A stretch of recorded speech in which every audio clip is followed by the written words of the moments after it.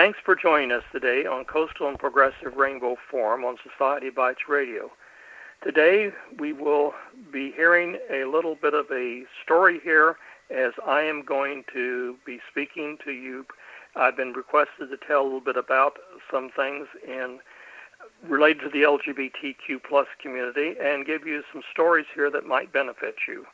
And so after thinking about it, I said, well, maybe it will benefit some people. So here we go. I'm going to tell you some true stories here. And I know the people who live these. I know the people who went through these. And you might find it educational. I hope our audience does. We have a global audience, and that's part of the reason I agreed to do this, because these are global stories of things that are happening worldwide. And not only does it relate to the LGBTQ plus community, but it relates to a lot of the minority communities that have had to endure around the world. The first one I'm going to start out with here is the story of Americans, one Hispanic origin. He joined the U.S. Marine Corps at a young age, spent 12 plus years serving in the U.S. Marines, had planned to make it his career. He ended up not doing that because a number of years into the Marine Corps, he realized that he was part of the LGBTQ community, and after years of hearing insensitive remarks and things, he decided to leave.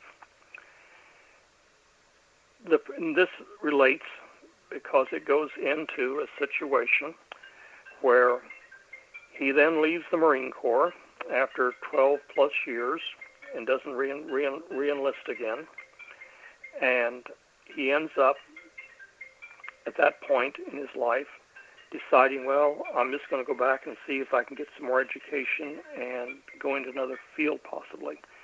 Well, he ended up assistant manager of a restaurant, and the restaurant where he was assistant manager at, he ended up being harassed, and this may be shocking to some people, but this was male-on-male sexual harassment, and he was a nice-looking young man, and so anyway, he met someone else at that point in time who gave him some guidance. That person was in the corporate world, had a great career, and that person in turn had told him, well, if you don't like it there, why don't you just leave and go and do something else? And sure enough, he ended up doing that. He ended up then going to become a police officer. He went into the training group, and because he was bilingual, he was rapidly accepted into the cadet program and became a police officer for their local police department. The person that was in the corporate world and him began a relationship. And officially, the person in the corporate world had to be his landlord, because otherwise, at that point in our history in the United States,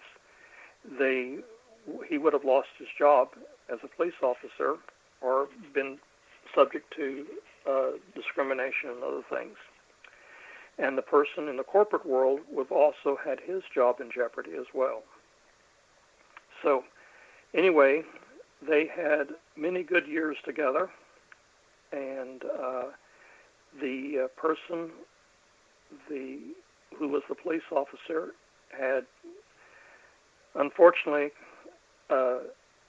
contracted cancer and had cancer, and the cancer ended up taking him very quickly. From the point of diagnosis until his passing, it was barely 90 days. And even though they did everything they could in chemo and so forth, trying to stop it, but that's the life lived. I'm going to tell you another story here.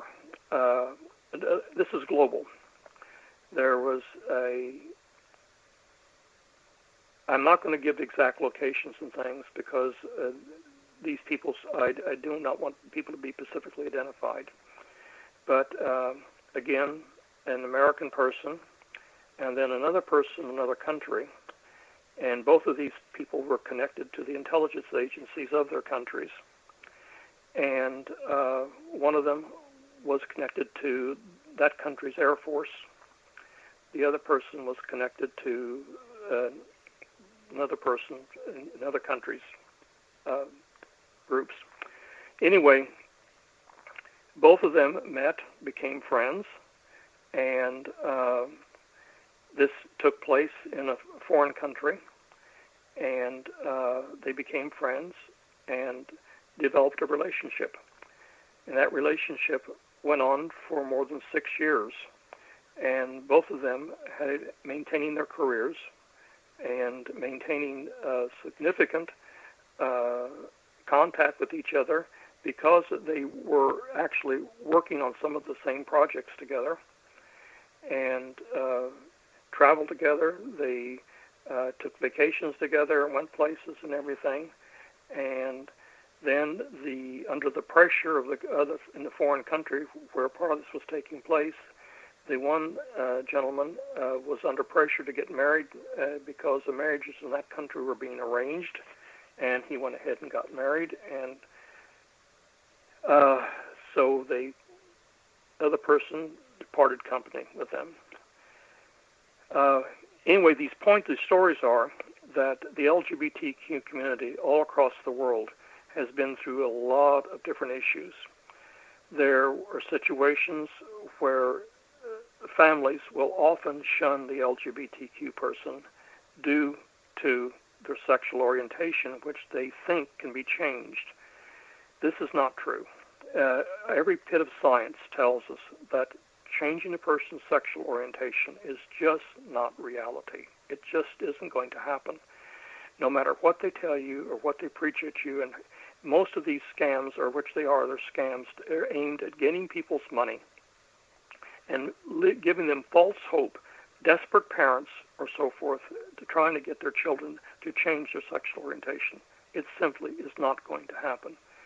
I'm going to I've mentioned this before because the gentleman who did the great book, Boy Erased, we interviewed him last year, and on the same program, he was at the Miami Book Fair 2 years ago, and the movie, of course, came out, Boy Erased. If you haven't seen it, go see it. It is an incredible story of survival and how he survived and what he went through and the other people. And if you look at the credits at the end of that movie, you will see that some of the people that he was in the forced conversion therapy with, that they did not survive. I think one or two of them ended up taking their own lives. Fortunately, he was stronger and was able to survive it and get out.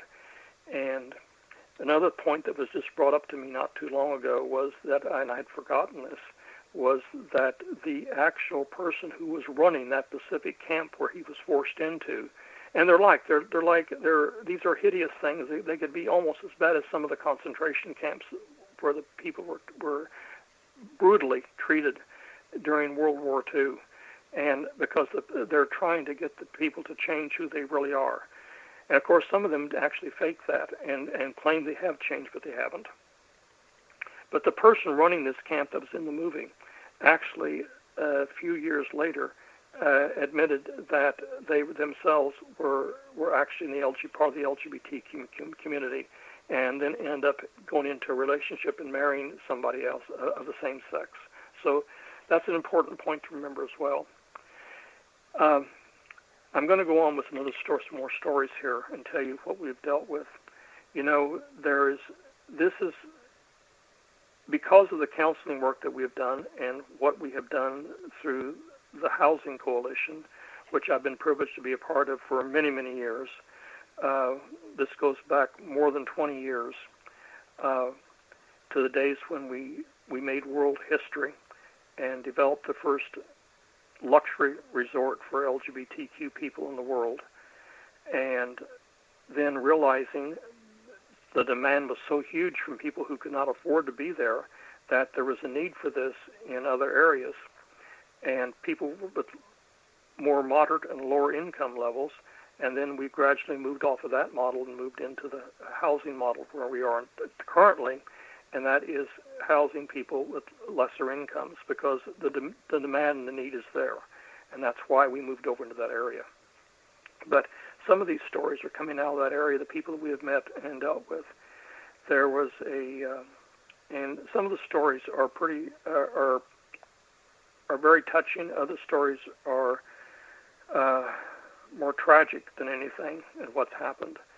There was a gentleman that was purchased into that first resort I mentioned.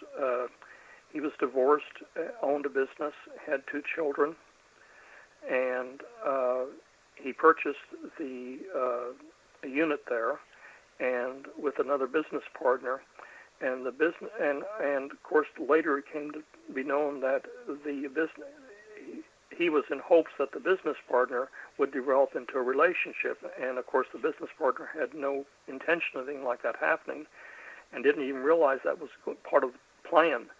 But anyway, the tragic part was there that he did not understand when he purchased the unit that it was a mobility impaired unit or handicap unit, and then he went into a situation where he demanded that he be let out of the contract, and so the unit was put back on the market, and this is where the story gets very interesting.